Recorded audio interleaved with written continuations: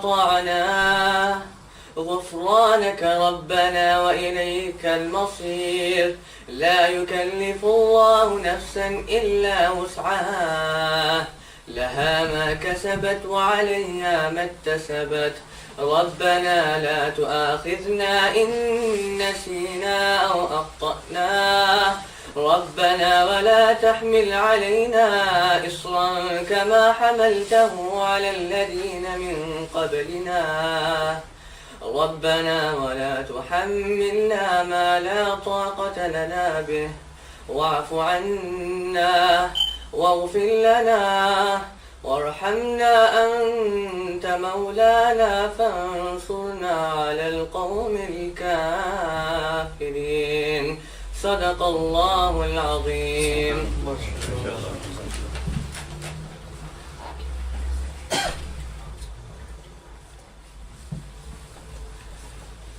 Jazakallah, thank you. Moving on, today's subject of the speech today, inshallah, will be an Islamic view of Gog Magog.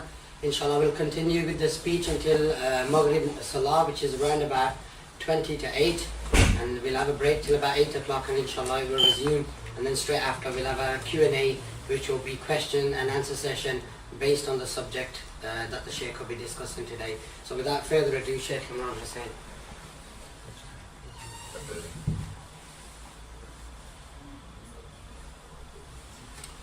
الحمد لله وكفى والصلاة والسلام على عباده الذين اصطفى خصوصا على أفضلهم وخاتم النبيين محمد الأمين وعلى آله وصحبه أجمعين وبعد فأعوذ بالله من الشيطان الرجيم بسم الله الرحمن الرحيم ونزلنا عليك الكتاب تبيانا لكل شيء وهدى ورحمة وبشرى للمسلمين صدق الله العظيم.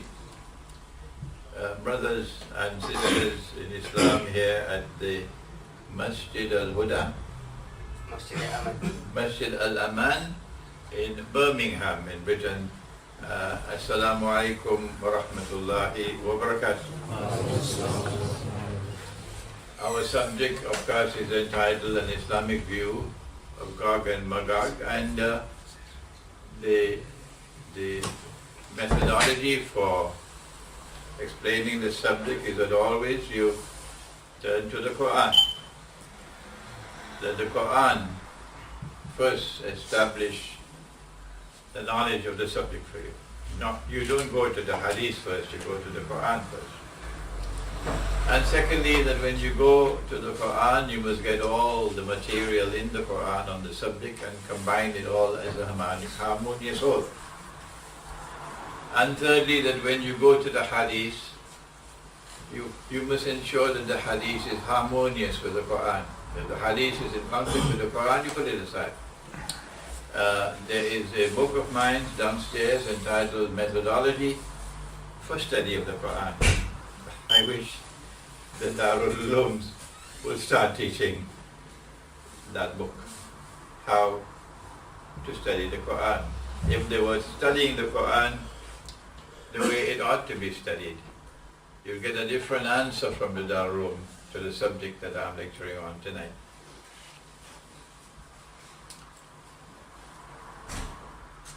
The subject is also of tremendous importance because of its direct relevance to the world in which we are living today.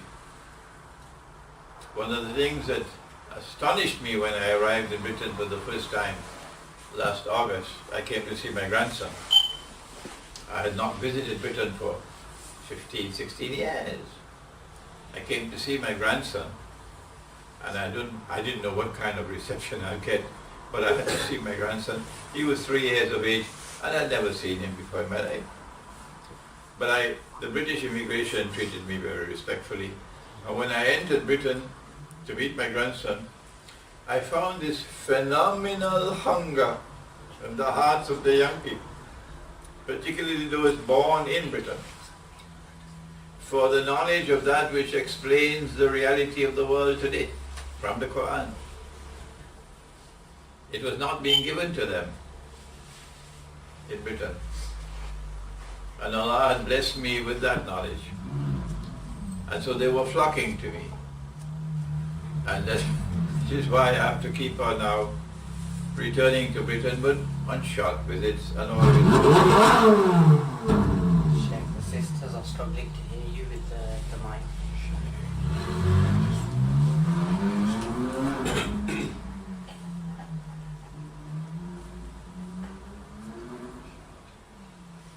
Maybe you need a more powerful microphone. Okay.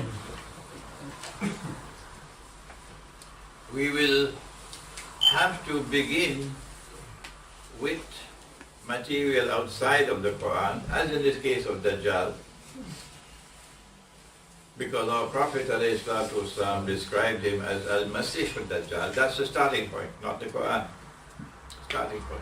But then after that we go to the Quran. Similarly with this subject.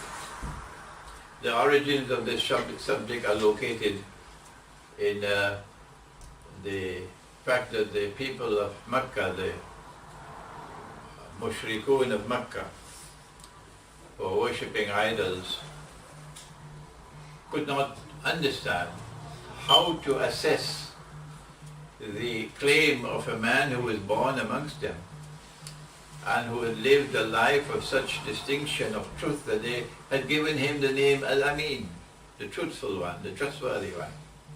And now he declares, I am a prophet of the one God, like unto Ibrahim alayhi salam, Moses, Musa alayhi salam. How can we tell whether or not he is truthful?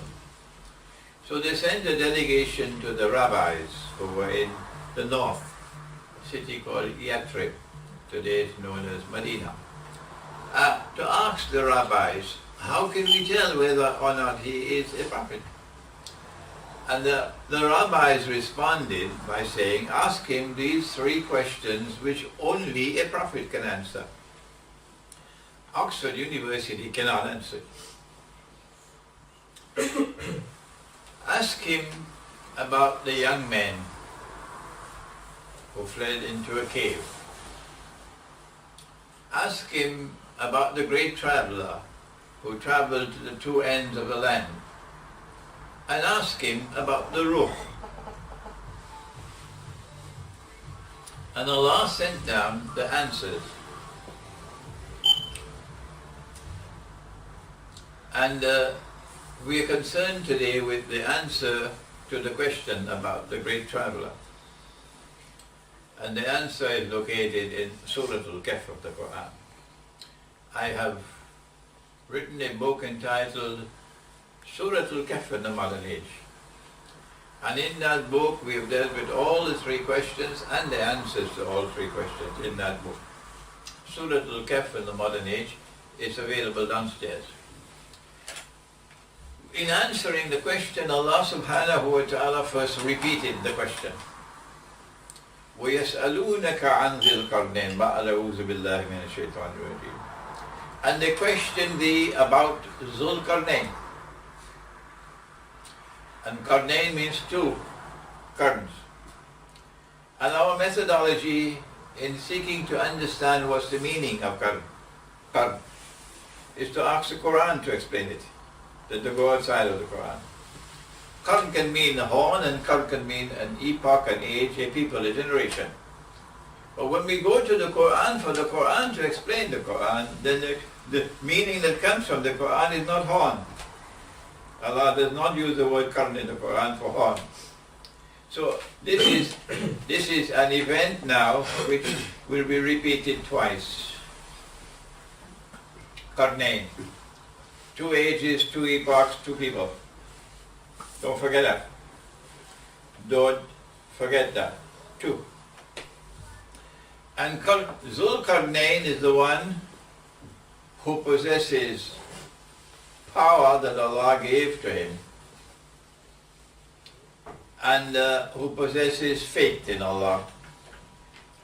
And so with Zul Qarnayn, at that age, the first age, power manifests itself in the world on the foundations of faith. Welcome to Maulana Abdul Haq.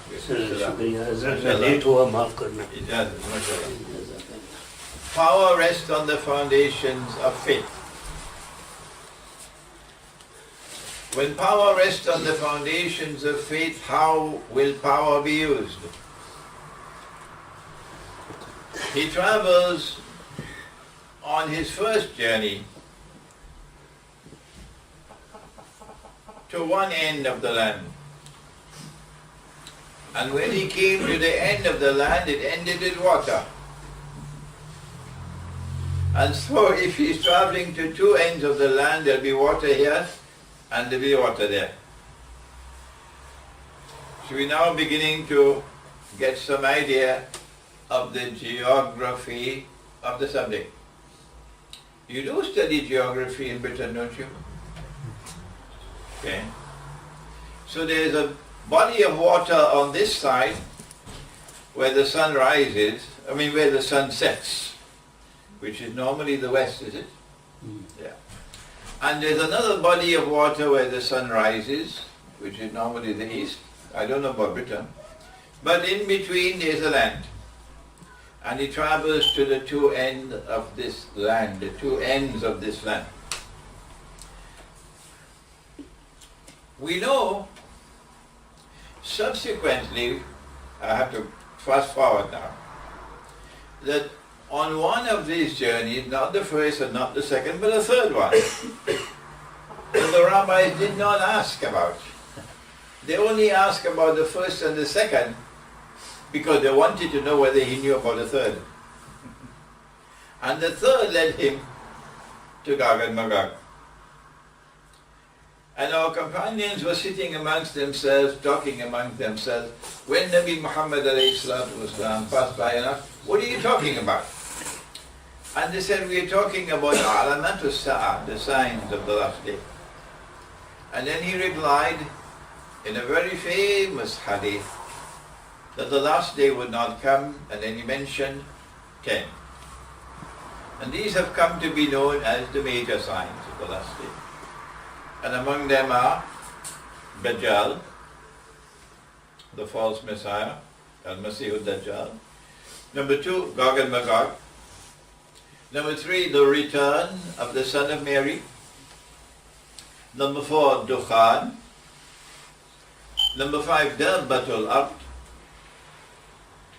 Number 6, that the sun will rise from the west.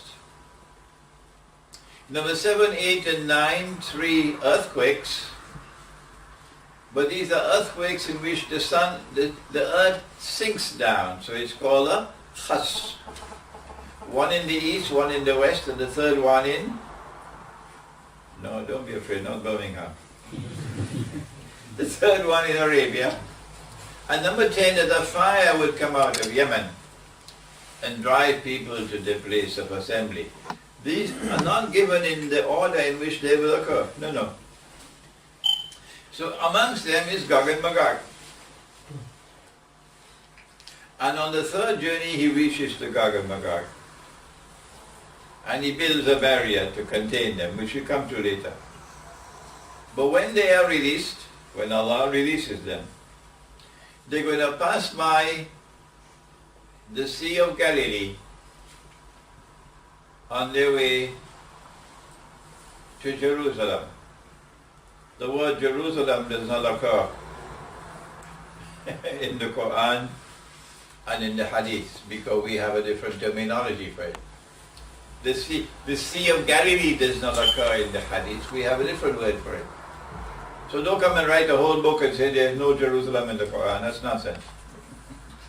We have Baytul Maqdis. What we call Baytul Maqdis, you call Jerusalem. Okay?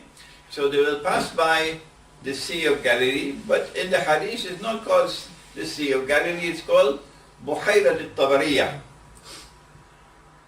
or Tiberias, Lake Tiberias. If you are passing by the Sea of Galilee and you're heading for Jerusalem, then if you studied any geography, you know you're coming from the north. So now our geography of the subject in the Quran is becoming clearer. We're talking about a land which is north of the Holy Land, in which there's a body of water on the left and a body of water on the right, and there's only one that qualifies, only one, not two. The Mediterranean Sea is on the left, but nothing on the right. So it has to be the Black Sea on the left and the Caspian Sea on the right. And the land between them would be the land on which he travelled to the two ends of the earth. Here is the Black Sea, and there's the Caspian Sea, but don't we have a map with both? There's the Black Sea, and this is Black Sea again. We don't have it. Yeah, we don't have it. Oh, here we are, there we are. This is the Caspian Sea here, this is the Black Sea there, and this is the land that he travels from this direction to this direction. This is the setting of the sun here, and this is the rising of the sun here. So when he reached the setting of the sun, Allah gave him the power to pursue whatever objective he chose to pursue. Nothing could stand in his way.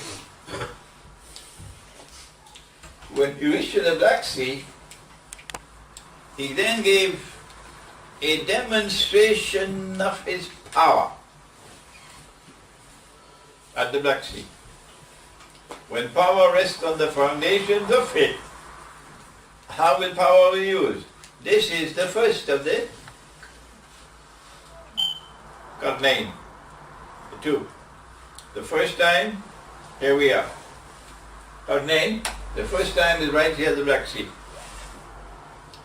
And Allah says to him, how will you deal with these people? And he says, whosoever is guilty of acts of wickedness, oppression, injustice, I'm going to punish them. And when I'm finished with them, and they go to you, you will also punish them. But those who have faith and are righteous in conduct, I will treat them nicely and I'll reward them. This looks like someone who worships Allah. This looks like someone who is a follower of a Nabi. Okay? This looks like Islam, the way Islam came in the world. We don't tolerate oppression. And we reward those who have faith and are righteous in conduct. When the second of the two currents is to come, you better watch that area. Watch that area, the Black Sea. Having said that, we now proceed to the second journey. He travels in the direction of the rising of the sun. So he's going east. And when he reached to the end of the land, meaning the water, the Caspian Sea, he came across a people, لَمْ نَجْعَلْ لَهُمْ مِنْ دُونِهَا سِتْرًا. He came across a people for whom we had provided nothing to cover them, except that which was natural. Hence a people living a primitive way of life, and Allah knows best. When power rests on the foundations of faith, how will power deal with a primitive people? Allah responds with only one word, one solitary word. That's the economy of language in the Quran. Kazalik. Meaning, he met them like that, and he left them like that. When power rests on the foundations of faith, power respects the rights of even the primitive people. We do not ride roughshod over the rights of even a primitive people to explore and exploit the oil reserves under them. You know, ship them to Siberia and then explore the oil? No. Not when power rests on the foundations of faith. Power puts the rights of human beings first. And then he traveled in the third direction. And it was a mountain range, and there you can see the mountain range, the Caucasus Mountains. And there was a pass between the mountains. Only one solitary pass. Maybe we have it. There we are. That's the pass there. That's the pass there. And there is where it's located. In between. Now today that pass is a military highway built by the Soviet Union. When you reach to this pass between the mountains, the Quran gives you a description of the pass. It speaks of Sadafain. Sadafain is the two sides of a shell. The two sides of a shell. One side like this, you see, and the other side like this, like a shell. Over there again, like a shell. Sadafain. The geography of the Quran, mashallah, is becoming clearer and clearer to identify the location. You got to be careful with the geography. And there he came across the people, لا يكادون يفقهون قولا, whose language could not be understood. Why? Because they had a unique language unrelated to the regional languages. And that is precisely what is the Georgian language to this day. This is Georgia. Yeah. The Georgian language to this day is a language which is unrelated to all its neighbors, all the regional language. And these people then said to him at the pass, Inna Ya'juj wa Ma'juj mufsiduna fil ard. Surely Gog and Magog are committing fasad in our land. Can you help us? Can you build a barrier? They use the word sad, a wall. We are prepared to pay you, if you can build this, to protect us from these evil Gog and Magog who are corrupting us and destroying us. Fasad, corruption and destruction. Zulkarnain should have said, I don't need to build any wall. No, I have the power to do whatever I want. Anywhere on the face of the earth. Allah has given me that power. So I'll just go in there and teach them the lesson of their life. And they'll never touch you again. Not after I've finished with them. But strangely, he doesn't do that. Because he does not have the power to destroy them. So we're dealing with something terrible here. These are evil beings. These are wicked people who commit fasad, that which corrupts and destroys, but who have a power greater than that of Zulkarnain. He cannot destroy them, but he can do something else. He can contain them so that they are rendered helpless. In the language of a game called chess, we say you can checkmate them. So they are rendered helpless. And he says, I don't need your money. Just help me with manpower. Bring me blocks of iron. And in that region over here, there is an abundance of iron ore up to this day. Up to this day. And then he took the blocks of iron and he built a wall, an iron wall. And then he built a fire and he said, blow with your bellows. And he took molten copper and poured it on the barrier to prevent rust. When he had completed building the barrier or the wall, step back. He didn't say, I'm going to build for you a sad. They wanted a sad. He said, I'll build for you a radam.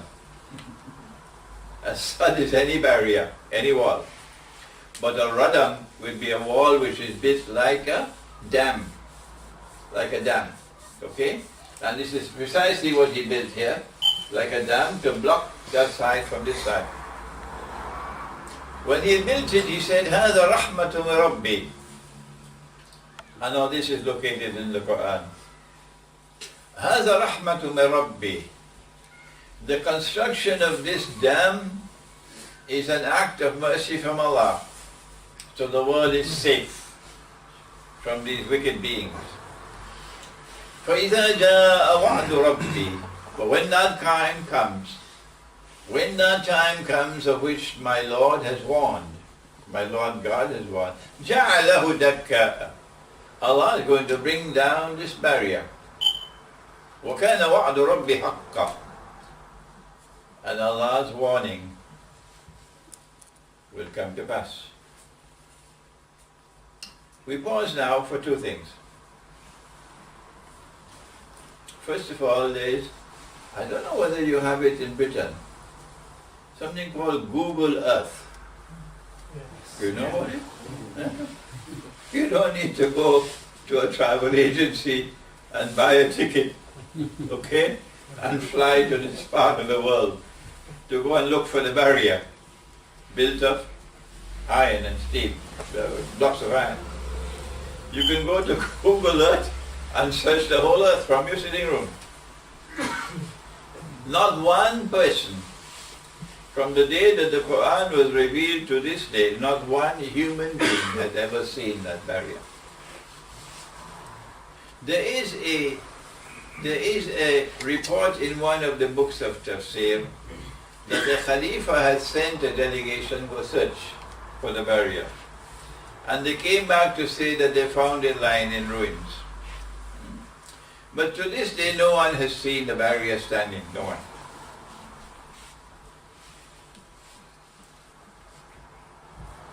So it looks as though they've been released. If you say they have not been released, you have a duty to the Quran. I'm talking to every single Darul Uloom in this country. If you say they have not been released, then at least this much integrity you should have. You should go and search for the barrier.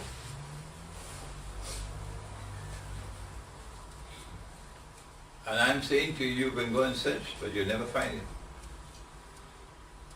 Because no one has ever seen it. None. So it looks as though they've been released. But we have something else to do before we proceed. Who are Gog and Magog? Allah created three kinds of beings. He created the angels, He created the jinn, and He created human beings. This is apart from plants and animals. So Gog and Magog have to be either angels, or jinn, or human beings.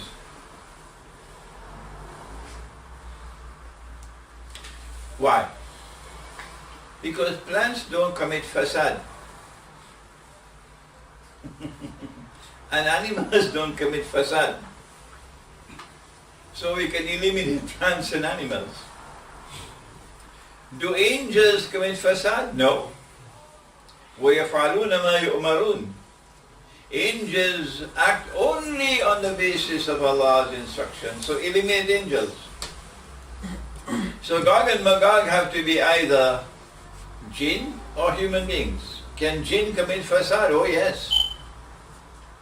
And can human beings commit fasad? Oh yes. So now, are Gog and Magog jinn or human beings? Yes. You didn't only 5 rupees worth of intelligence, not more than that, to know that you cannot contain jinn with a barrier made of blocks of iron. Only 5 rupees worth of common sense. The jinn can pass over the barrier. The jinn can pass through the barrier. So The implication is that Gog and Magog have to be human beings, nothing else. Good. Where do human beings live? The Quran answers. The Quran says that when Allah sent Adam alayhi salam and mankind on earth, He says, وَلَكُمْ فِي الْأَرْضِ مُسْتَقَرٌ, that you are going to live on earth. The Quran never said you're going to live inside the interior of the earth, the bowels of the earth. Again, only 5 rupees worth of intelligence, that's all, not much. وَلَكُمْ فِي الْأَرْضِ مُسْتَقَرٌ وَمَتَاعٌ إِلَى حِينٍ, that you'll be provided with your sustenance, your veggies and your milk and your meat from the earth. The interior of the earth don't have any animals. No cows down there, no goats down there, no sheep down there. I have to restrain my anger because I don't know where these people came from, Mars or Venus or Jupiter or where. They say Gog and Magog living down in the interior of the earth, and in doing so they disrespect the Quran and they insult their own intelligence.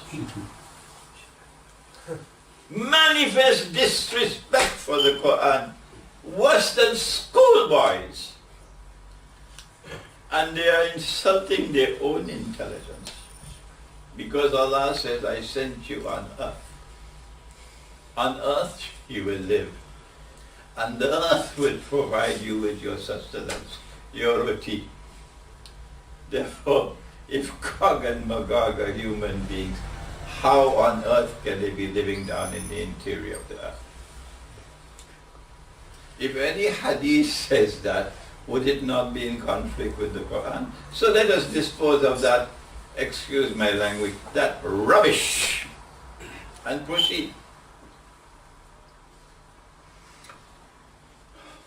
When Zulkarnain traveled in the direction of the setting of the sun, he gave a demonstration of the use of power.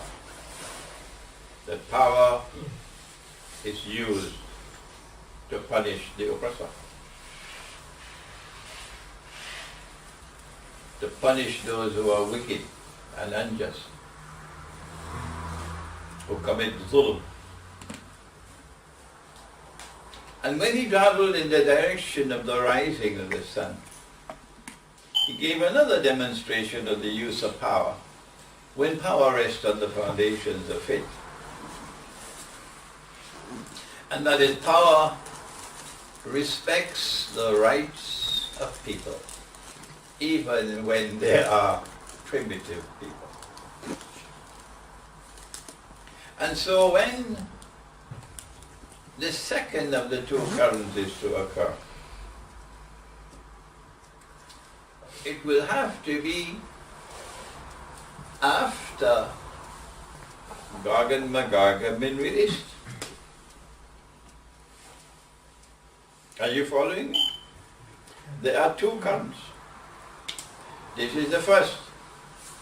A second is to come. When will the second come? It will have to be after Gog and Magog is released. Then you can have the second current. Why? Because in the first current, he checkmated Gog and Magog.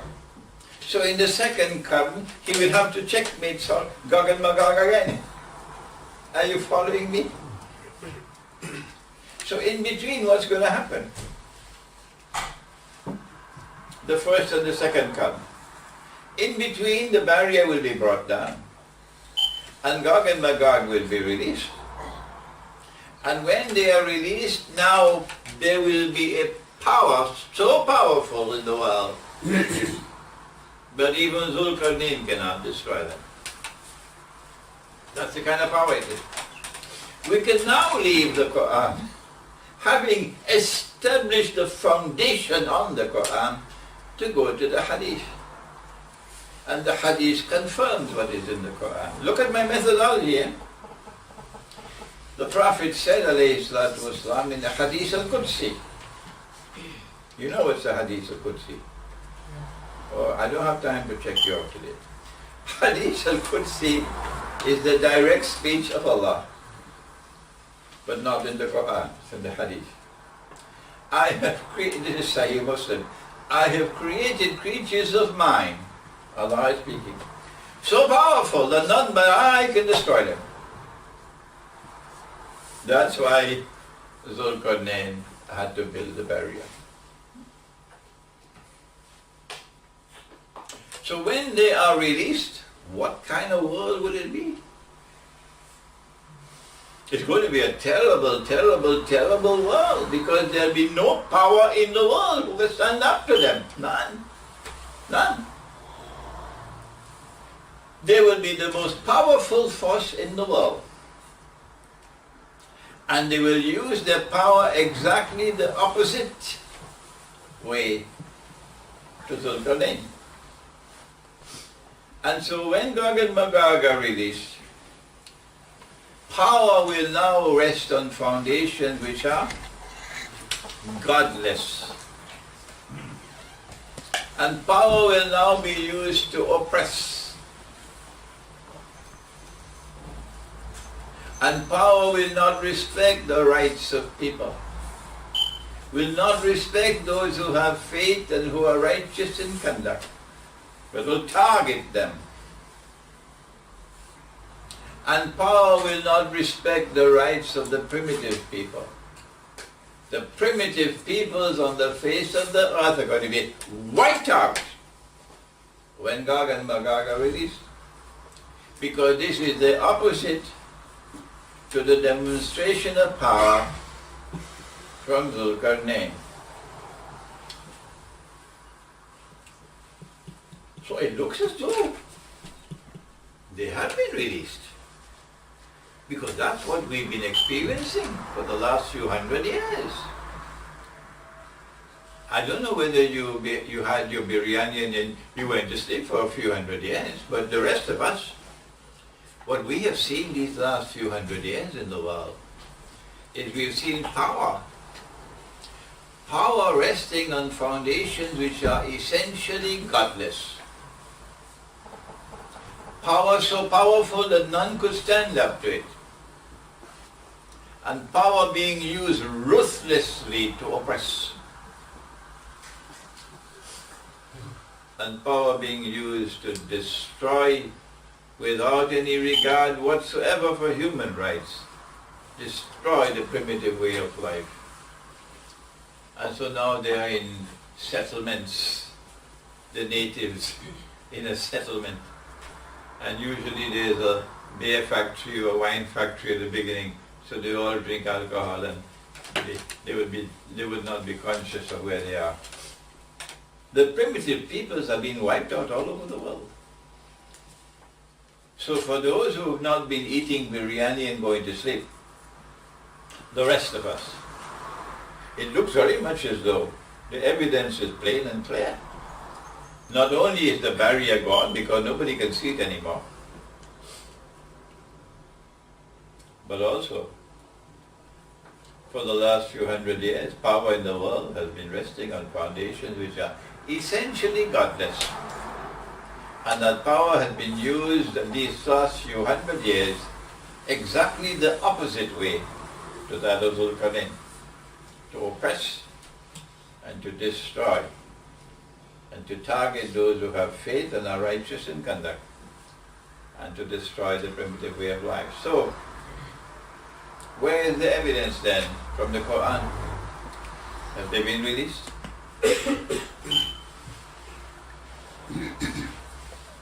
There are only 2 verses in the Quran, only 2, which makes mention of Gog and Magog. Only 2. So you have to be blind to miss it. Huh? The first one is in Surah Al-Kahf. And we already mentioned it to you. Inna Ya'juj wa Ma'juj mufsiduna fil ard. Surely Gog and Magog are committing fasad in our land. Fasad. Now where is the second one? Only two, eh? The second reference to Gog and Magog in the Quran is located in Surah Al-Anbiya. But remember that Allah sent down the Quran لِقَوْمِ يَتَفَكَّرُونَ. Yes. And He also sent down in the Quran two kinds of verses. Ayat muhkamat, which are plain and clear, and ayat mutashabihat, which have to be interpreted. So without the interpretation you will not get the meaning. Allah could have said, eat and drink in the nights of Ramadan, eat and drink until the light of the day is distinct from the darkness of the night, and then begin the fast. Did He say that? No. He didn't say that. He said, eat and drink until the white thread of dawn is distinct from the black thread. Why did He do that? When He could have said, eat and drink until the light of the day is distinct from the darkness of the night. One companion put the white thread and the black thread underneath his pillow, and in the morning he looked at it to see when to start the fast. And he was having some difficulty. So he went to the Prophet ﷺ, who only now, not before, you must think. This Quran is not going to open its doors to you unless you think. What can I do if you refuse to think? What can I do for the Darul Uloom if they don't want to think? What can I do? Those of us who use the thinking capacity, Allah will be pleased and Allah will bless you with knowledge. And the rest will remain like cattle. So the man went to the Prophet ﷺ, and he said, when Allah said the white thread and black thread, what He meant by that was when the light of the day is distinct from the darkness of the night. At this time the Prophet gave this ta'wil or interpretation, not before. Good. And so now Allah speaks in the Quran and He speaks of a town. Does He mention the name of the town? No. Because you got to think. And He says, أعوذ بالله من الشيطان الرجيم وحرام على قرية أهلكناها أنهم لا يرجعون. A town has been destroyed. Allah destroyed it. The people have been expelled. Allah expelled them for their wickedness. And having expelled them, He placed a ban on them that they could never return to this town to reclaim it as their own. Kabhi nahi.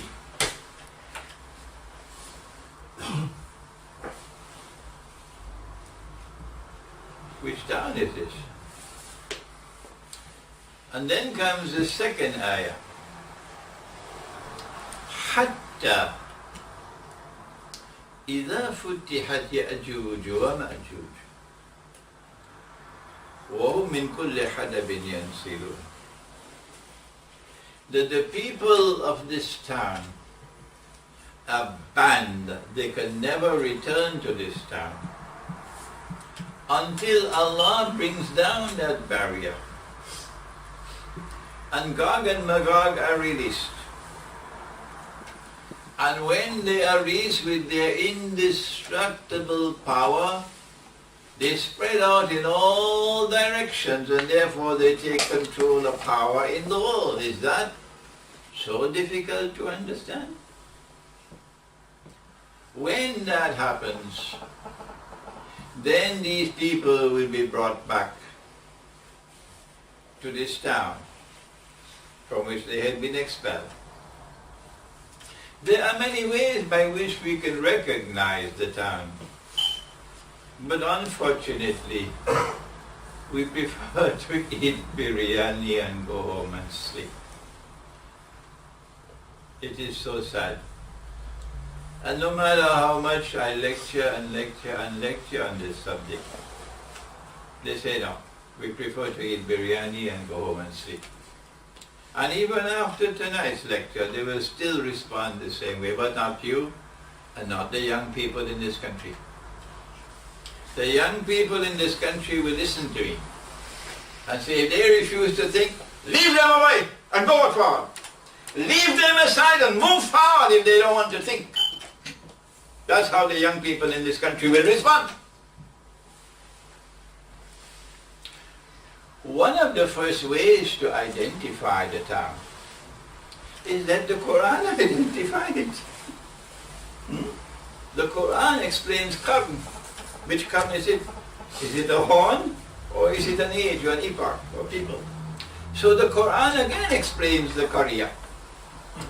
It is the Surah Al-Baqarah, around 257, I think. I just checked it out.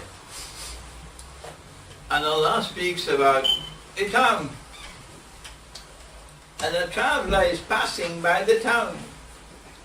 أو كالذي مر على قرية وهي خاوية على عروشها, a town which is lying in ruins. And this traveler says, I don't know, how can Allah ever revive this to life? It's destroyed, finished.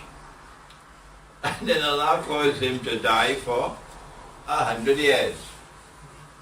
And then raised him back to life. And when he came back to life after 100 years, how long have you been here? Maybe a day or part of a day. Okay, look at your food. Lam yatasanna. I don't live with biryani. The food is still fresh. Abhi tak taza hai. Now look at your donkey. The donkey starved to death. This flesh of the donkey rotted, bones remain, and then the bones turned to dust in 100 years. So Allah then caused the donkey to come back to life to show him how he can bring life back to the dead.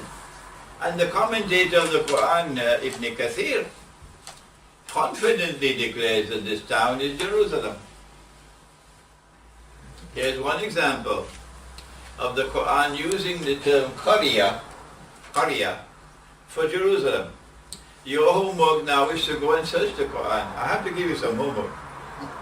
And see where else in the Quran has Allah used the word qarya.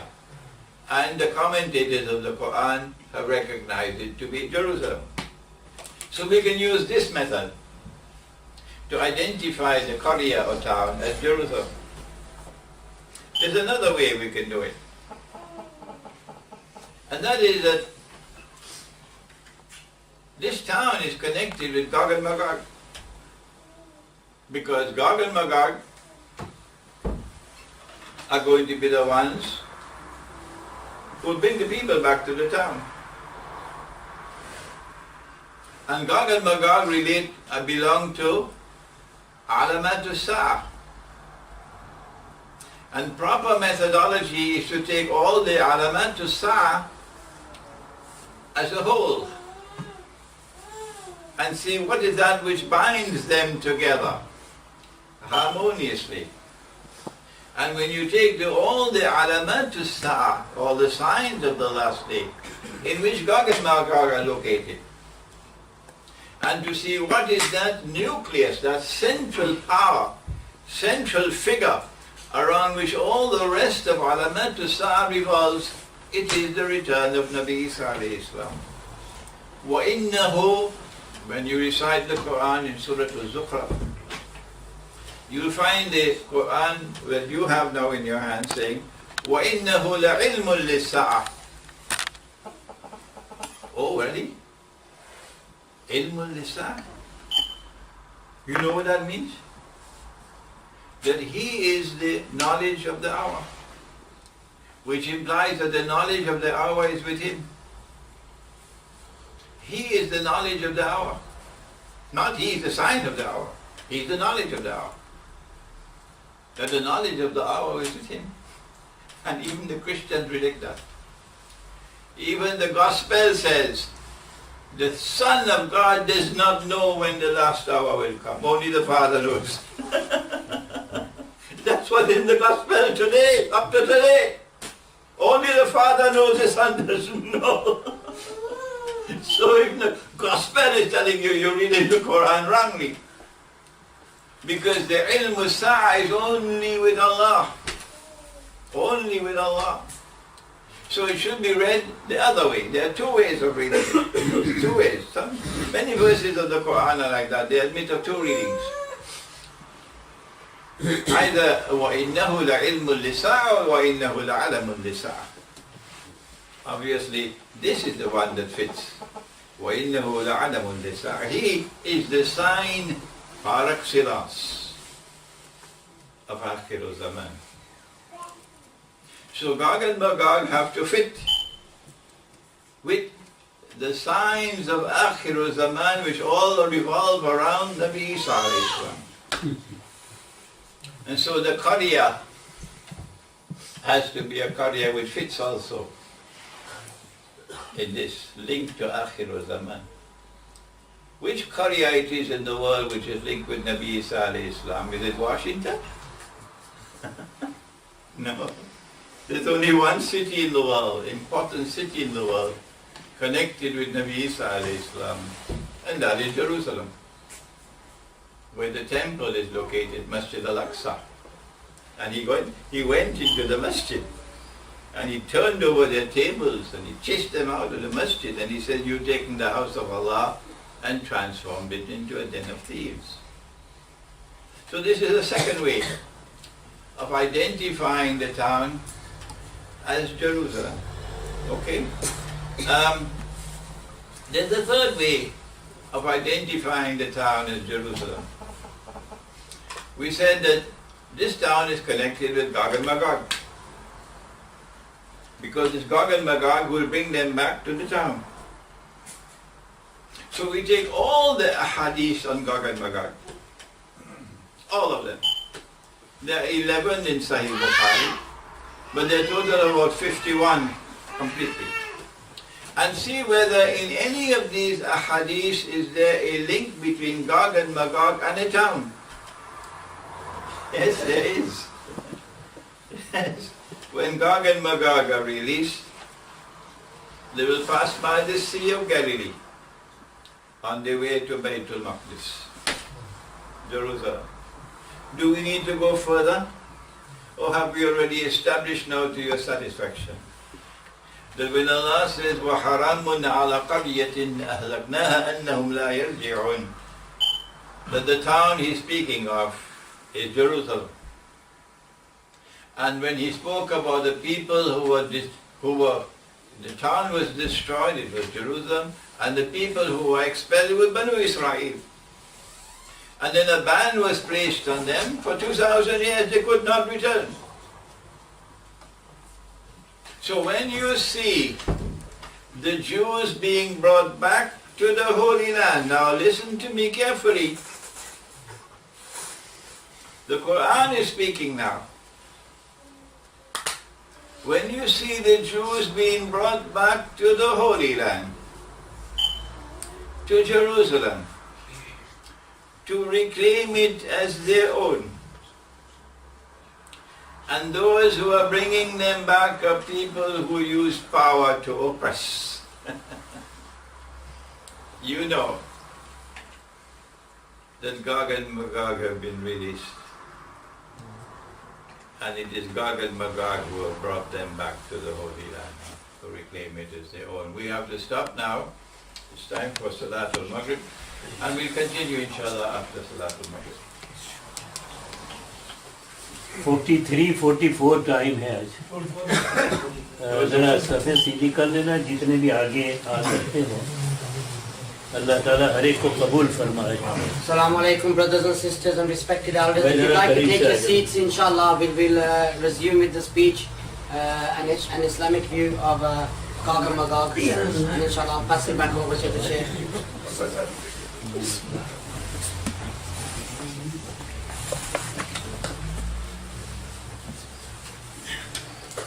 Bismillahi awwaluhu wa akhiruh. We have now reached that point in time in our lecture when it is possible for us to identify Gog and Magog.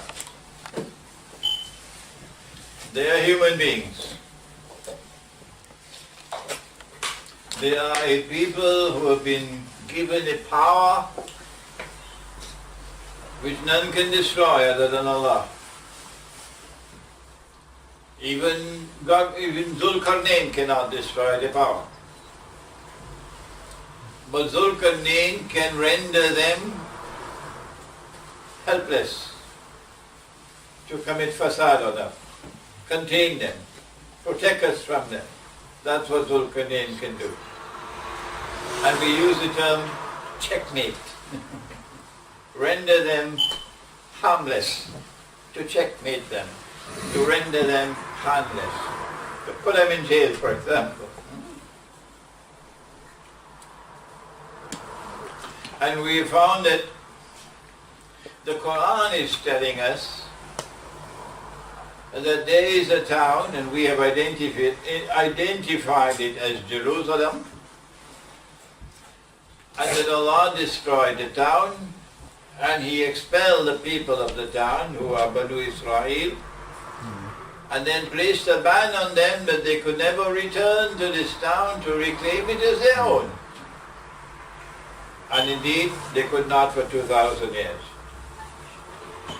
But when Gog and Magog are released,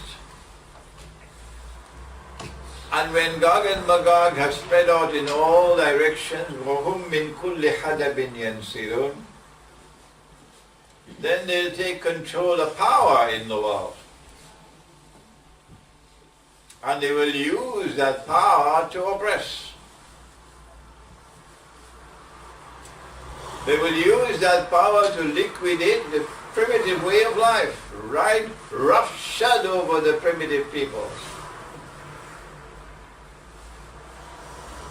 They will exploit and oppress mankind to do their own business, to achieve their own ends, to build a new heaven across the Atlantic Ocean, a new paradise across the Atlantic Ocean, and to build it overnight. And they do it on the backs of millions and millions of slaves that they oppress in the most barbaric form of slavery mankind has ever experienced. When Gog and Magog are released, therefore, the world is going to be a terrible place. A very famous poet of India, his name was Dr. Muhammad Iqbal, once had the insight that the Darul Uloom still does not have to this day, up to this day. But it was around 1917, which is 100 years ago, that this famous poet published a verse in poetry, which was read by the whole of India, all of them. Listen to what he said. खुल गए याजूज और माजूज के लश्कर तमाम. All the forces of Gog and Magog have now been released.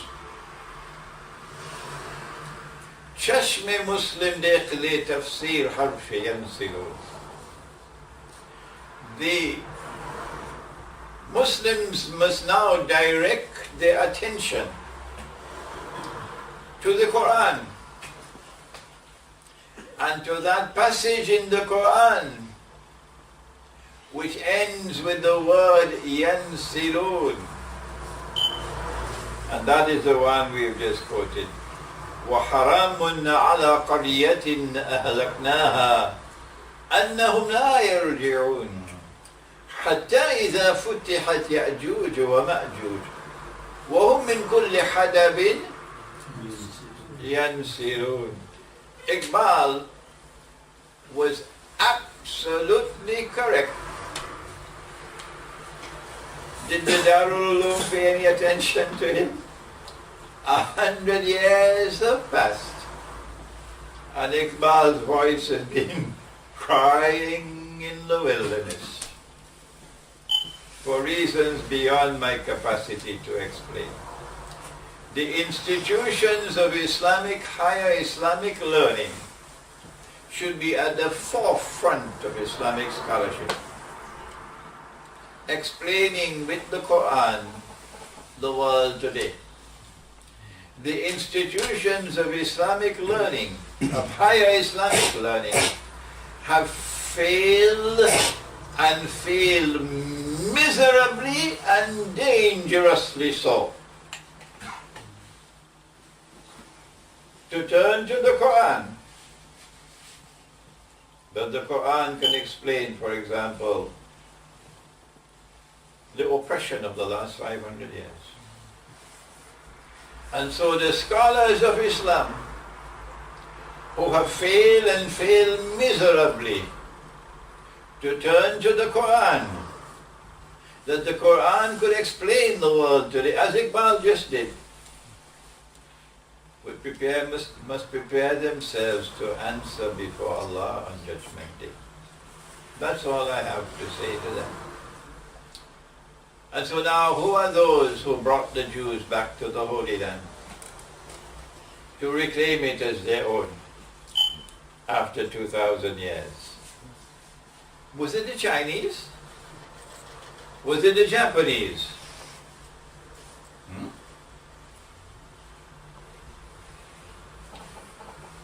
Who was it?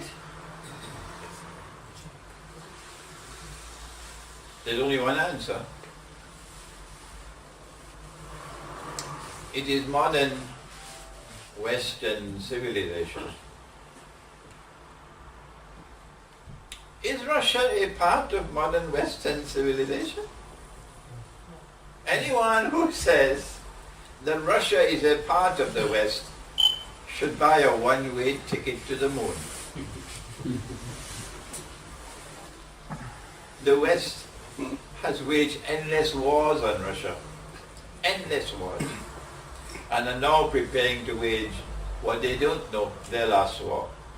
This is their last war that they'll ever wage. Russia is now a part of the West.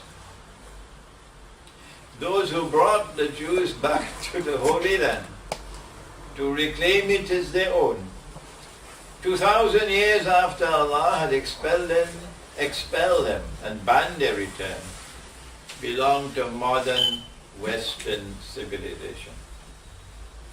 And the dominant characteristic of modern Western, the dominant characteristics of modern Western civilization are that inside of this civilization there is a mysterious reconciliation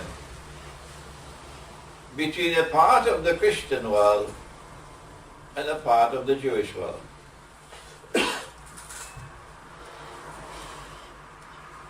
And Allah speaks about that.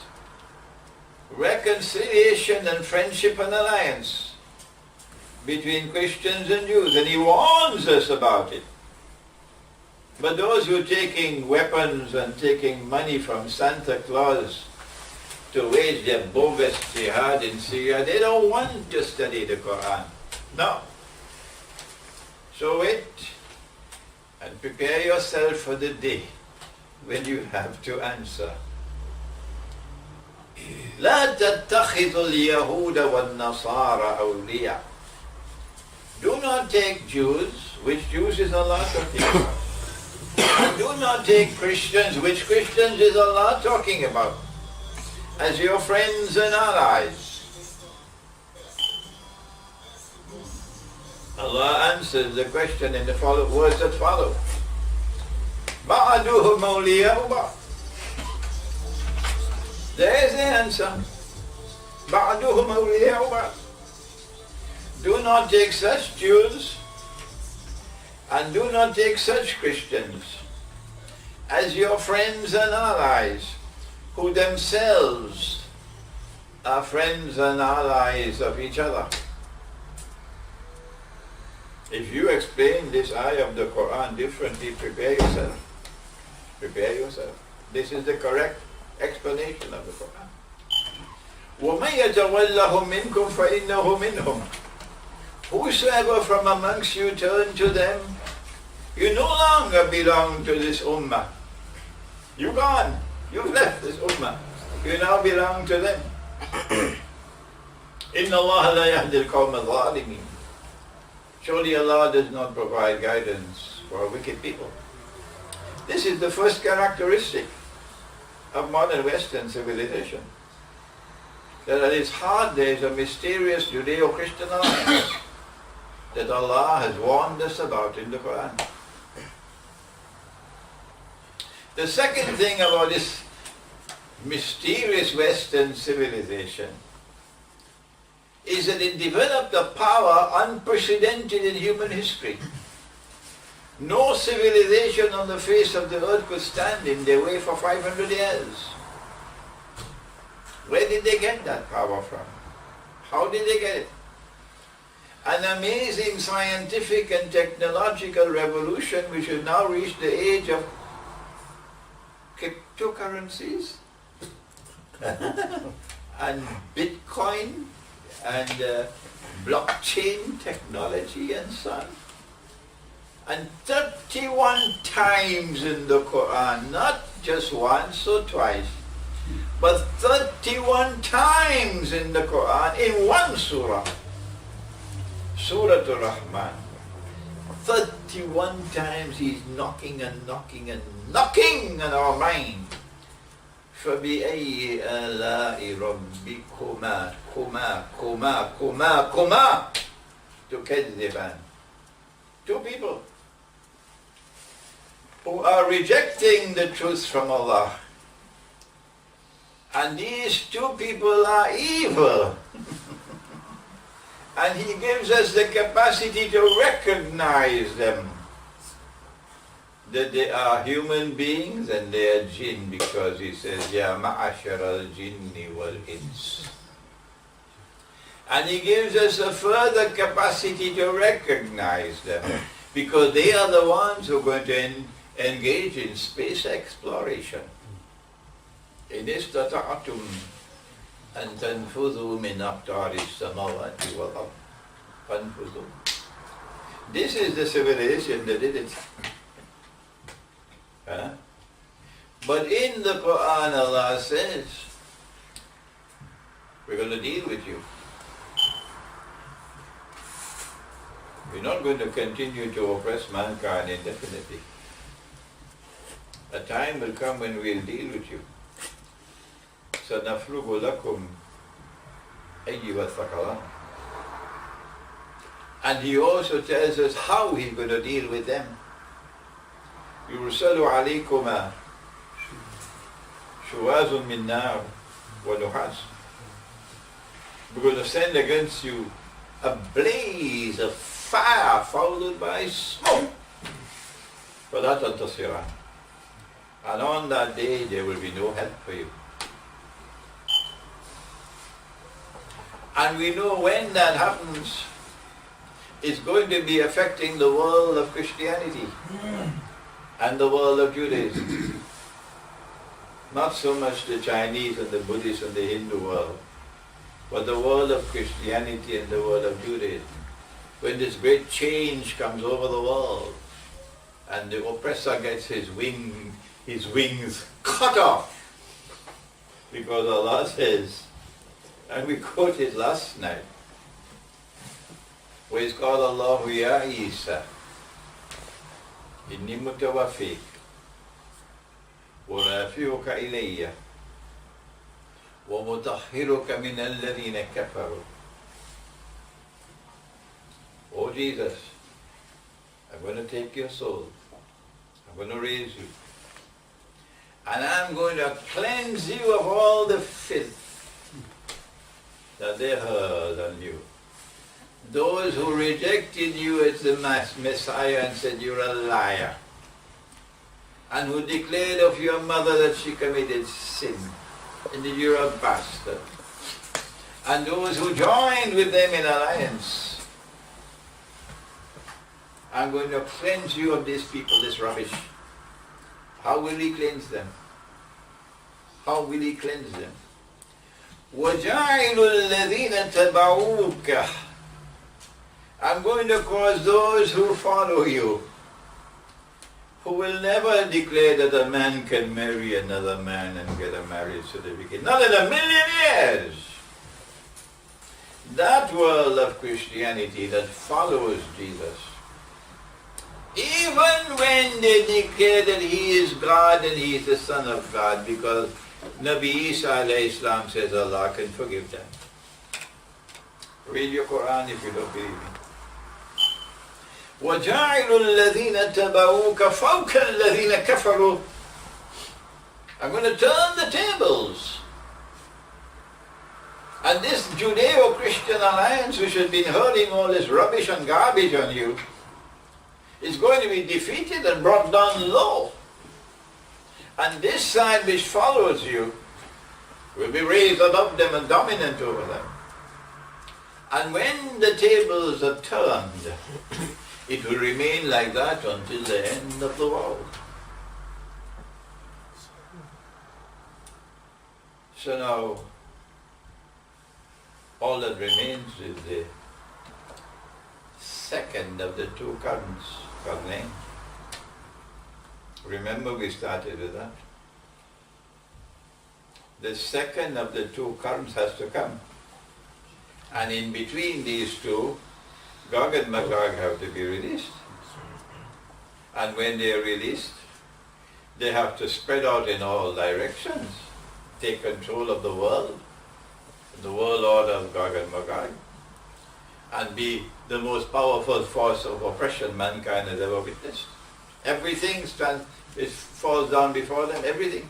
No one can stand up to them, not even Tipu Sultan.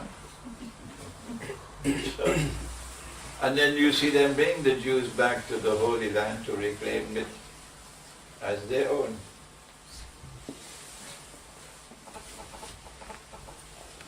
That's in between this current and that current. But this is not going to last forever. سَنَفْرُغُ لَكُمْ أَيُّهَا الثَّقَلَانِ. Allah is saying, I'm going to bring the curtain down on this civilization. I'm going to bring the curtain down on this civilization.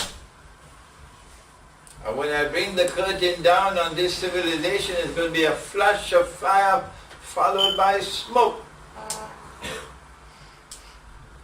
Even if we die in the great war which is to come, but we die with our hearts in the right place. When we are raised, we will smile. There'll be light on our faces. Suratul Rahman, Suratul Rahman, Suratul Rahman. Yes?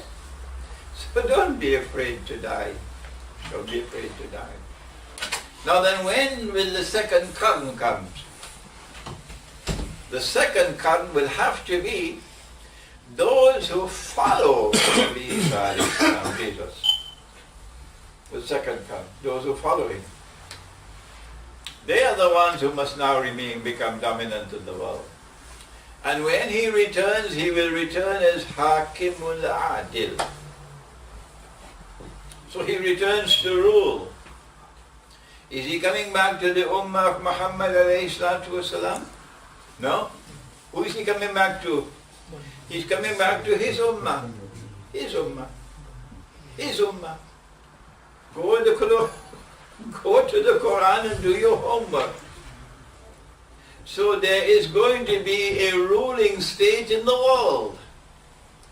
meaning a khilafah state. A khilafah state, over which Nabi Isa alayhi salam, Jesus, will rule. And of course it will have to be from Jerusalem. And the Messiah will rule the world from Jerusalem exactly as the Jews believe he would.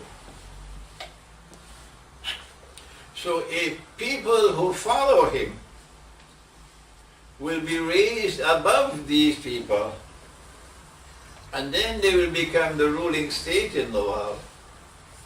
And they will remain in that position of power and dominance until the end of the world. Naturally, NATO doesn't like this. NATO doesn't like this. But our message to NATO from Birmingham is that your 500 years of oppression over the world is about to come to an end. And praise is due to Allah who sent the Quran. That the Quran could explain what nothing else can explain. Only the Quran can explain. Now when the second of the two curtains is to come, the world will witness power resting on the foundations of faith, and that power manifesting itself, where is it? Here. That power will manifest itself here in the Black Sea area. And it will be a people who follow Nabi Isa alayhi salam, Jesus, the Christian people. And they will use power to resist the oppressor, not to oppress. Russia is very much like Pakistan. The people of Pakistan have never had the freedom to have their own rulers. No. The rulers have always been chosen from outside. And the rulers rule on behalf of their masters outside. Even though the people of Pakistan despise what their rulers are doing. Similar with Russia. Similar with Russia. That there were Tsars who ruled over Russia, but these Tsars were chosen from outside of Russia. And they were following an agenda that came from the West. And these are the Tsars who wage wars of oppression against Muslims to give Russia a bad name as an oppressor. And they were unjust and oppressive against Muslims. They slaughtered Muslims, they destroyed Muslims in order to give Russia a bad name. So that between Russia and Muslims there will be hatred and enmity. And then when these Tsars did a particularly good job, then the Western world gave them the title Great. Peter the Great. Catherine the Great. Because they did the work we wanted them to do.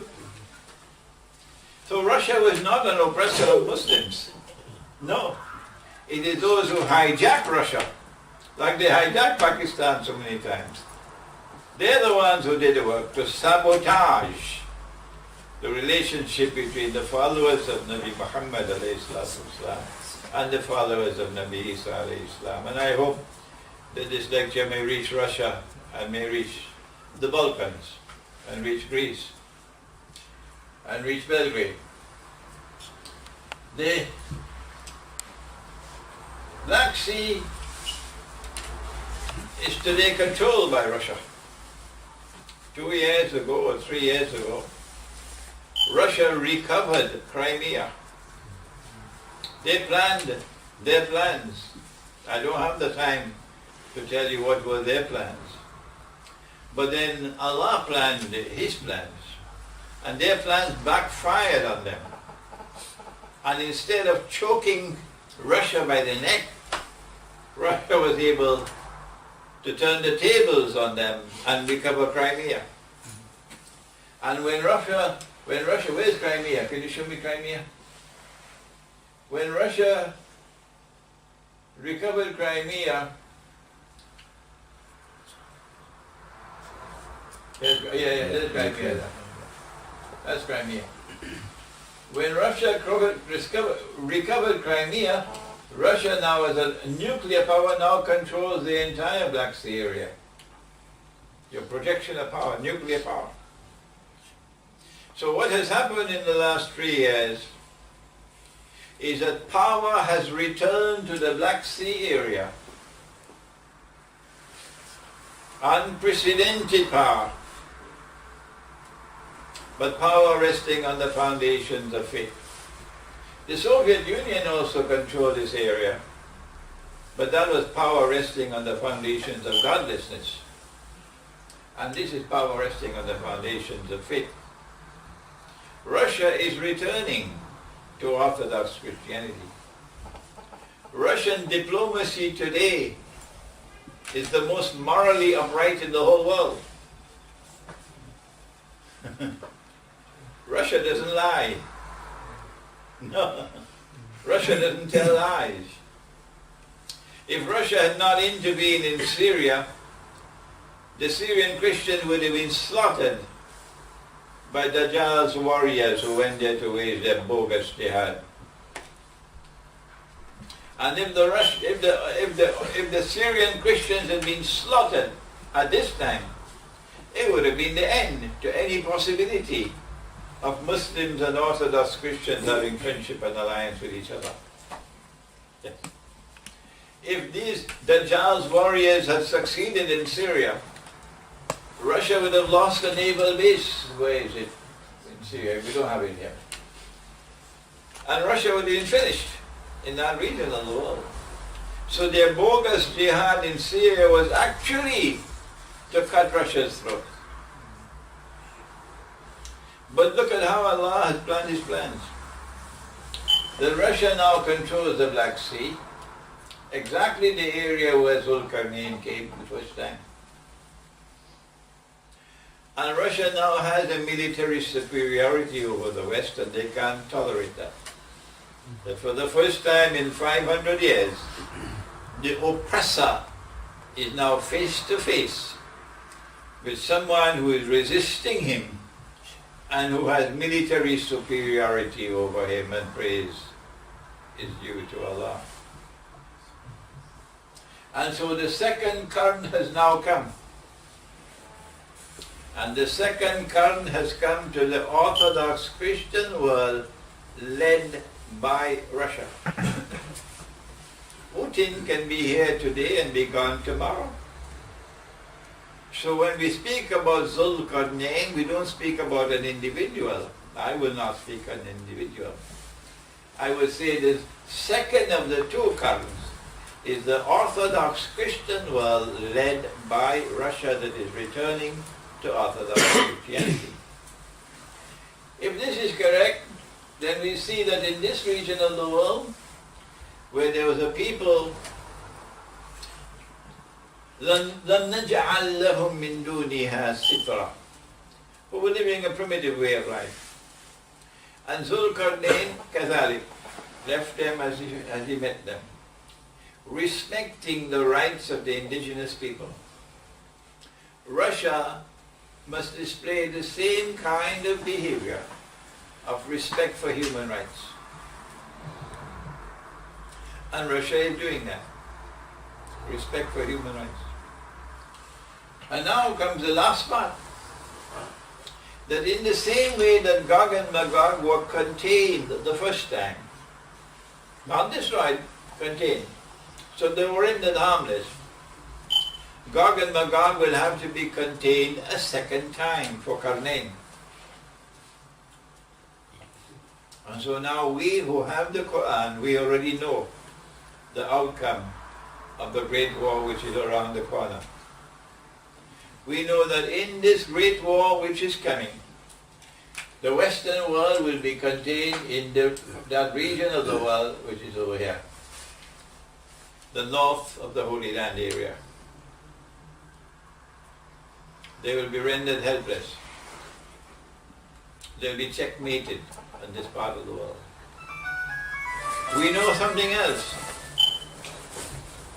We know from Surah Al-Rahman, فَانْفُذُوا لا تنفذون إلا بالسلطان.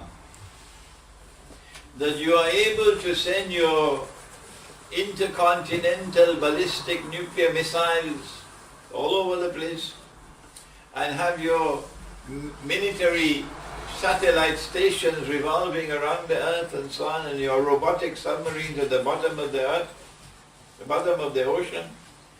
Allah says that this is possible for you only because of authority. So implicit, لا تنفذون إلا بالسلطان, implicit, because you got to think. Implicit is that Allah can withhold authority anytime He wants. And since He says, سَنَفْرُغُ لَكُمْ أَيُّهَا الثَّقَلَانِ, it is as plain and clear as daylight now, that He is going to withhold authority in the great war which is coming. And when He withholds authority, then their missiles will not fly. Because Allah can send thousands and thousands of angels. He sent them at the Battle of Badr, and they fought with us. And it takes only one angel to take one guided missile and make it misguided.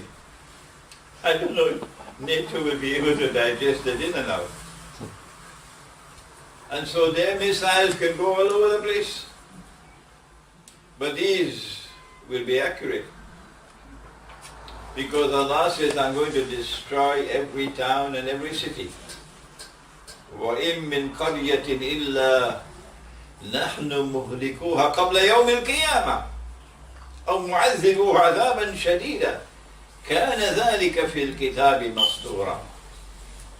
Allah is going to destroy every town and every city which ought to be destroyed. Number one on the list, anywhere where a man can marry another man and get a marriage certificate, you're going to be destroyed. So a missile coming from the other side will destroy you. But a missile from this side is not going to go anywhere. This is how the second of the two currents will result in Gog and Magog being contained in the north. Is that the end of Gog and Magog? No. There's one last piece of this lecture. The Prophet said, alayhi salatu wasalam, that when they are released, Gog and Magog, the first of them will pass by the Sea of Galilee. Can we get that? There we are. Here we are, the Sea of Galilee. The first of them will pass by the Sea of Galilee on their way to Jerusalem. Oh, we don't have Jerusalem here. Jerusalem somewhere on there. So they're coming from the north. Here we are. This is Jerusalem there. And the Sea of Galilee will be somewhere about there. It's at the top. Here we are. Sea of Galilee. And they're coming from the north, down to the south. The first of them will pass by the Sea of Galilee and start to drink the water. And by the time the last of them pass, they'll say there used to be water here. Which could mean one of two things. Which could mean that the water level will go down very, very, very low. Or it could mean it's going to dry up completely. I am now inclined to the first meaning. Okay? That there used to be water here means there used to be a lot of water here.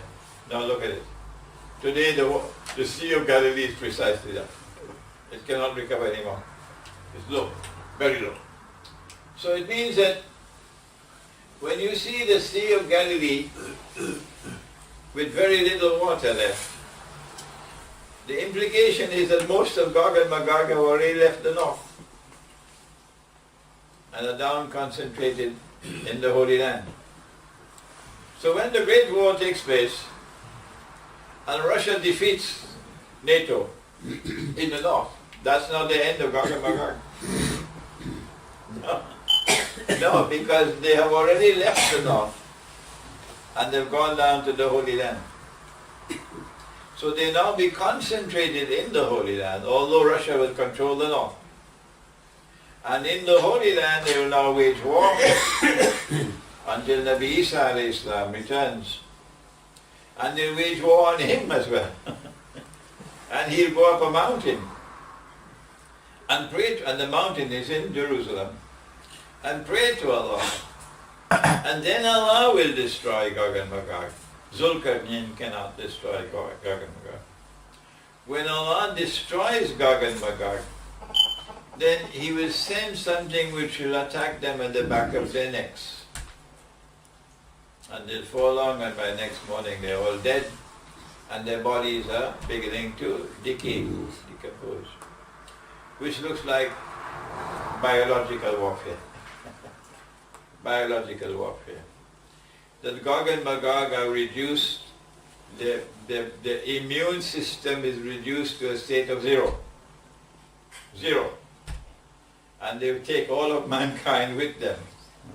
So when they die with a biological effect, and the doctors will say, well, there's no more left now for, what do you call it, antibiotics. We don't have any more antibiotics left. You know that you're following Gog and Magog. You know that you're following Gog and Magog. Your immune system is going lower and lower and lower and lower. Your children's immune system is going lower and lower and lower and lower. So when Allah sends the biological attack at the back of their necks, they cannot resist and they all fall and die. And all those who follow them will also fall and die. Hadith of the Prophet ﷺ, which he said,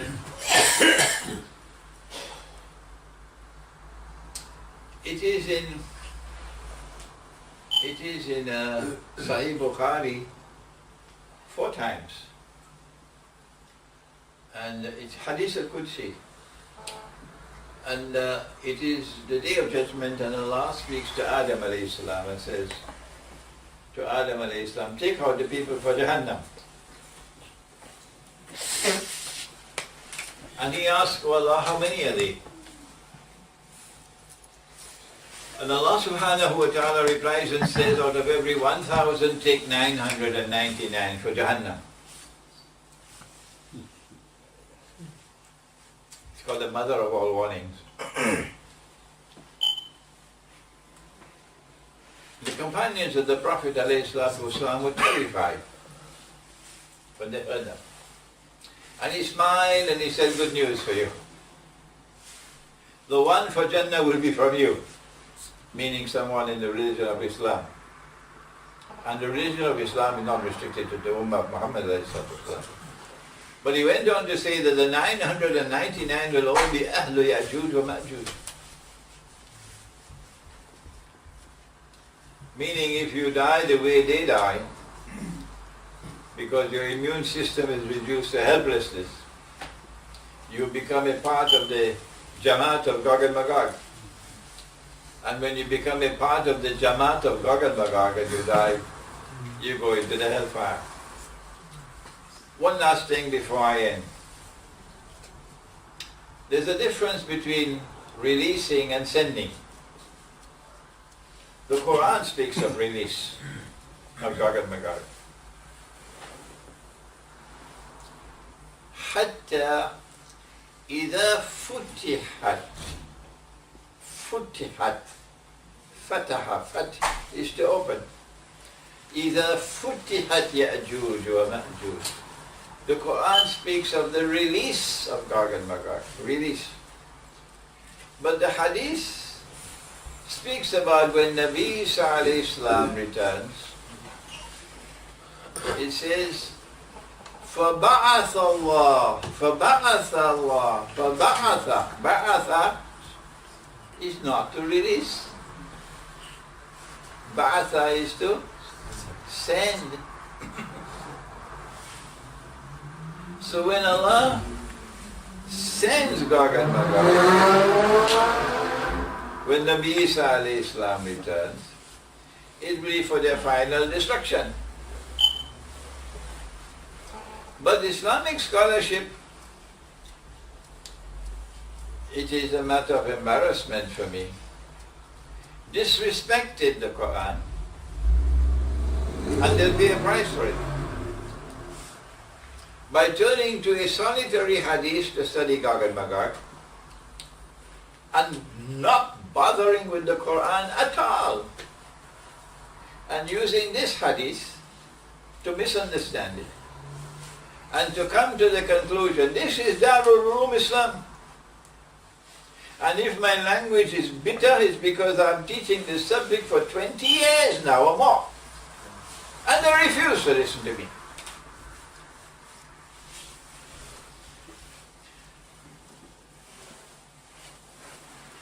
Ba'atha is to send. Allah will send the Gog and Magog, and they will then be destroyed. But they say no. They say Allah will release Gog and Magog only after Nabi Isa alayhi salam returns.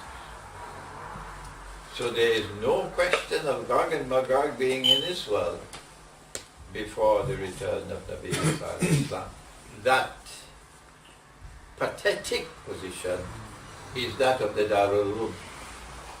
If today my language is harsh, they deserve it. They deserve it. Because I've been talking and talking and talking and talking to them for 20 years or more, but they will not listen to me. No, Imran Hosein is wrong. So today I say to them, you better prepare yourself to defend yourself on Judgment Day for having betrayed the Quran. We pray that Allah may bless our gathering here tonight, that you may have the knowledge of the Quran, that Allah may bless you with the knowledge of the Quran, that Allah may bless you with that which is in the Quran, which explains the world today. But Allah will only bless you with that knowledge if you are faithful to the book of Allah. ربنا تقبل منا إنك أنت السميع العليم وتب علينا يا مولانا إنك أنت التواب الرحيم برحمتك يا أرحم الراحمين آمين.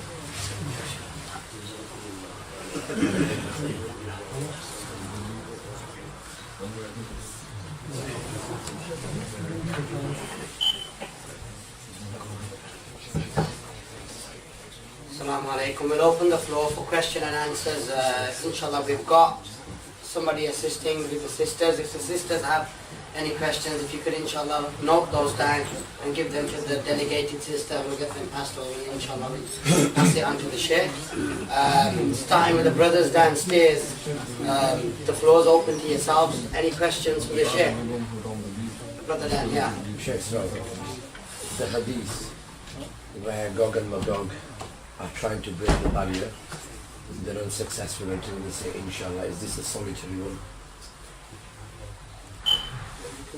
There is a hadith quoted by Ibn Kathir in his book on Alamat al-Sa'ah, that Gog and Magog come every day and they're hitting against a wall. Bilbats will come in.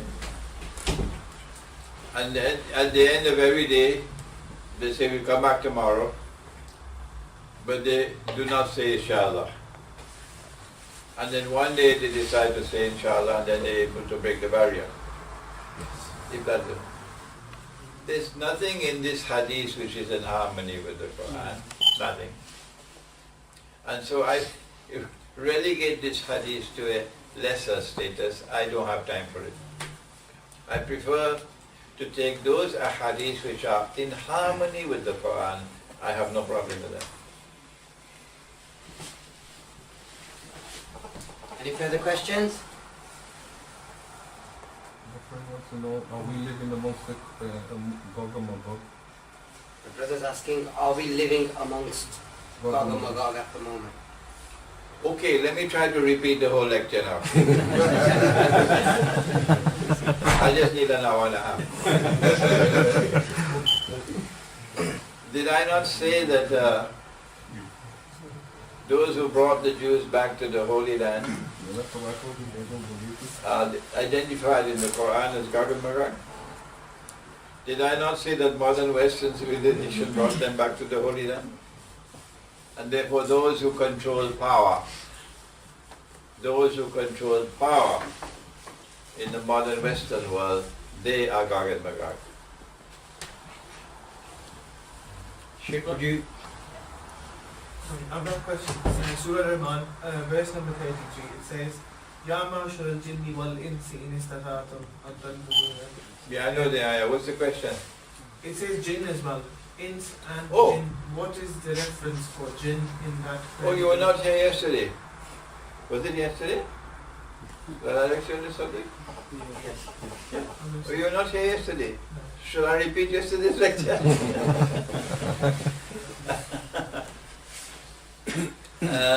It's going to take some time to answer this. The Quran speaks about Sulaiman alayhi salam. So you'll have to go to Surah Al-Saba and locate where the jinn are placed at his disposal. And then you have to go to Surah Al-Sad with the Jasad. And then you'll have to recognize that until Dabbatul Ard comes and consumes the staff, the Jasad will be able to use the jinn. And because the Jasad is using the jinn and the jinn don't know that he is not Sulaiman, the modern Western world has been able to get jinn to help them and support them in their evil work all these 500 years. But it's coming to an end now. When Dabbatul Ard consumes the staff will fall down, the jinn will then realize this is not Sulaiman, this is someone else. I shortcut for you, I don't know if you understand what I'm saying about it. But the others who've been listening to me, they know. Well, I just took half an hour and gave you half a minute. Is that something that is covered in any of your books? Or is that particular lesson? My last book on Dajjal will have some reference to it, yes. But this is new knowledge that Allah has given to me, which is not yet. My new book will have it in it. I hope I can finish it by the end of this. Oh, but I have several lectures now, delivered here in England, just waiting to be put on YouTube. So just wait for those lectures to come. I delivered this lecture in Dewsbury, yeah, Dewsbury. And he's going to put it on YouTube sometime, maybe before Christmas, inshallah. Sheikh, we, as part of the Islamic knowledge we are told about Imam al-Mahdi, been following your lectures, you have said very little about Imam al-Mahdi. What's your opinion about Imam al-Mahdi? I have a chapter. The question is on Imam al-Mahdi. We have a sister sitting upstairs who also has this question, but much bigger than yours. Can I just tie that question in with this question? Because the sisters quoted the question which she asked Go ahead. yesterday.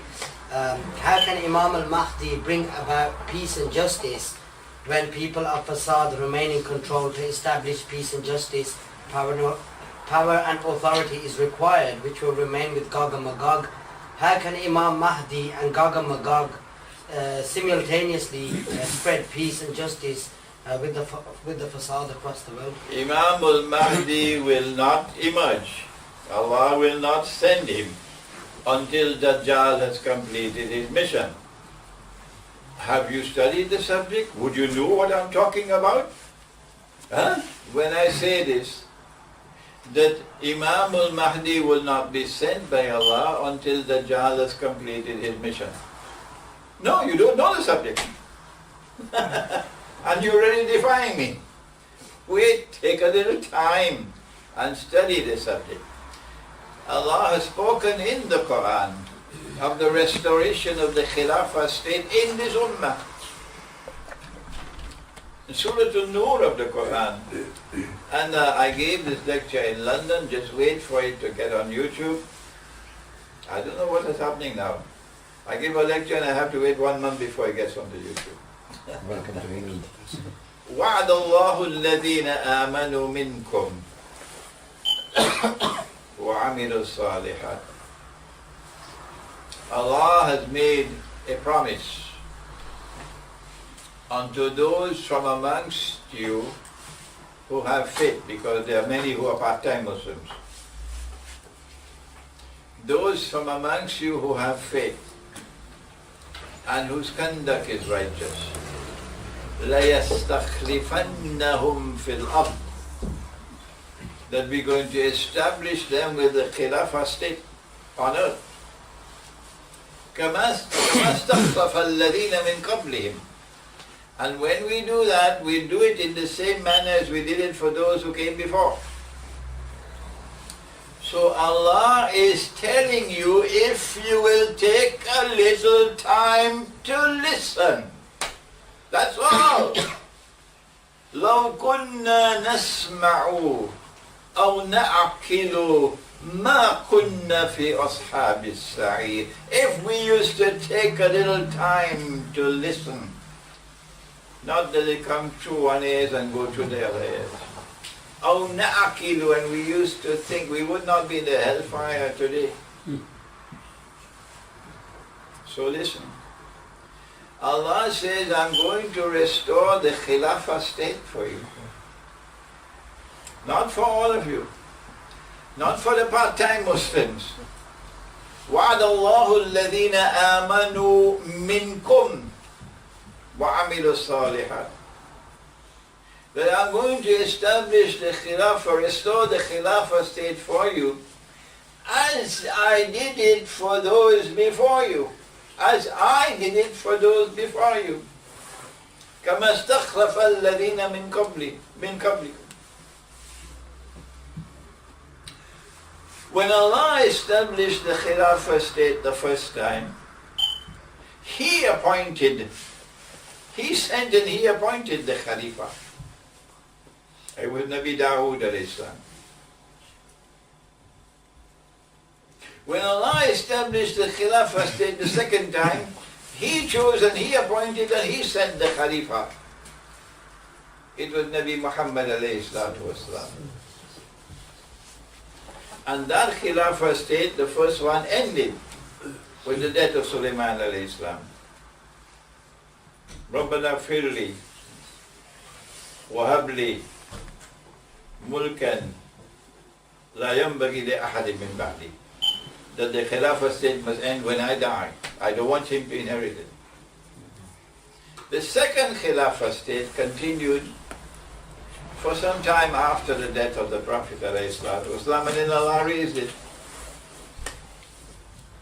And when Allah raised it, then it was replaced by Mulk and Ad, an oppressive rule. And that was replaced by Mulk and Jibriyah, coercive rule. And then said the Prophet ﷺ, Khilafatan ala minhaj al-nabuwah will return. And this is what the Quran is saying here. Khilafatan ala minhaj al-nabuwah will return. Okay?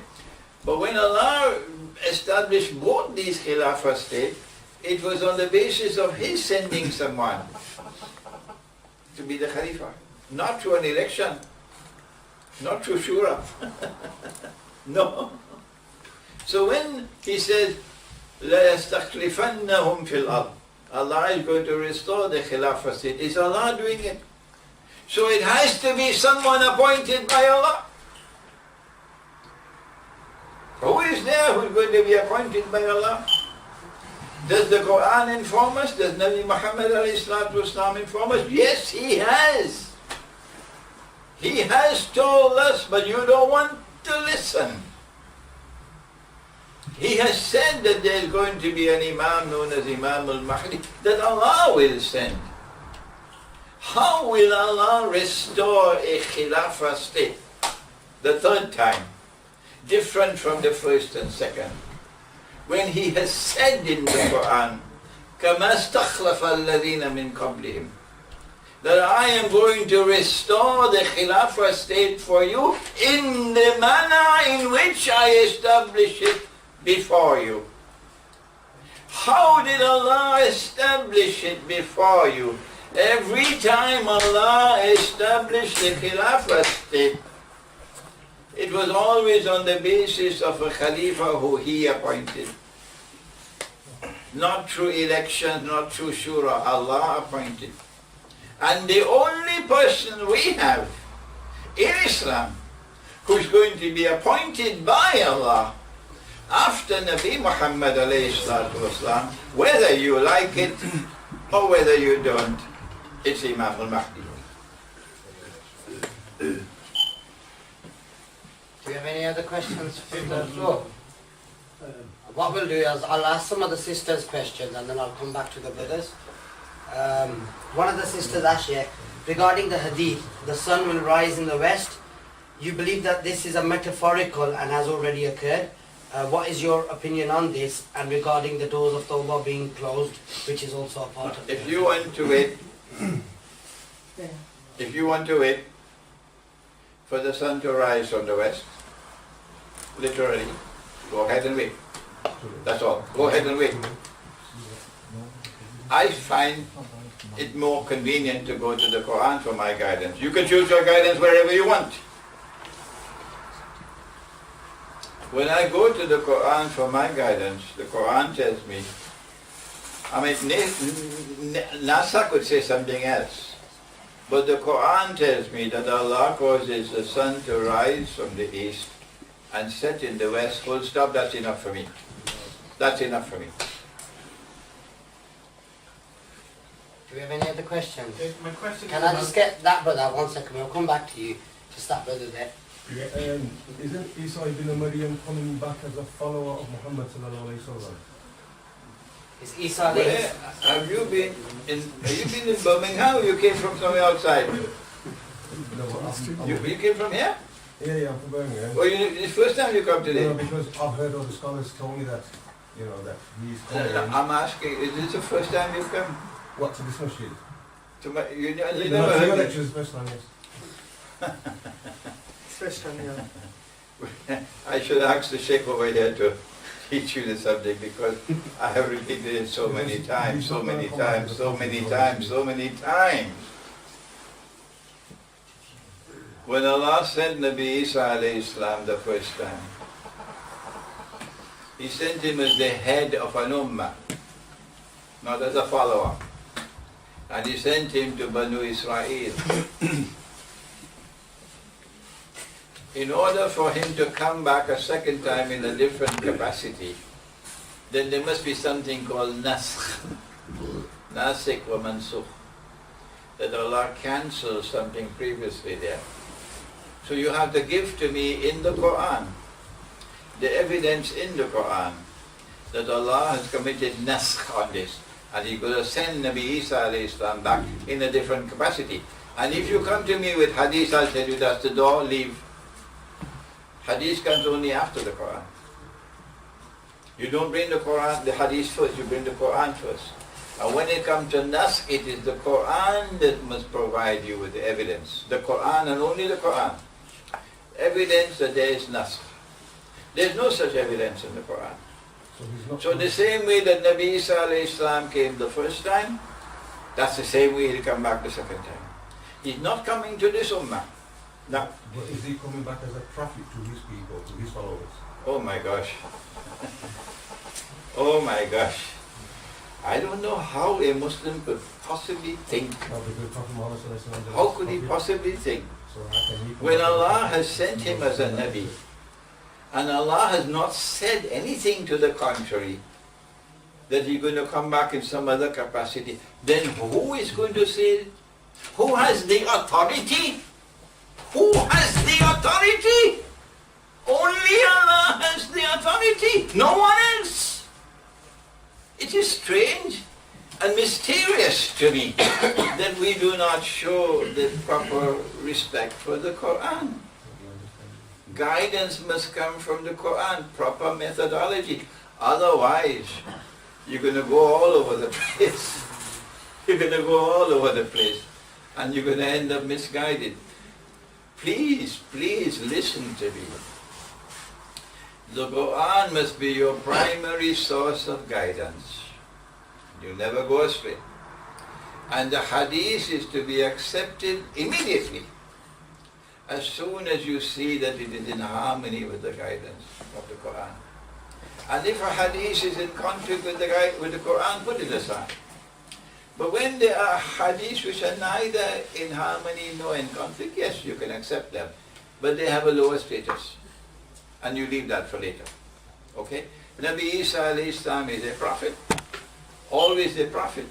and will remain a prophet until Allah says he's not a prophet.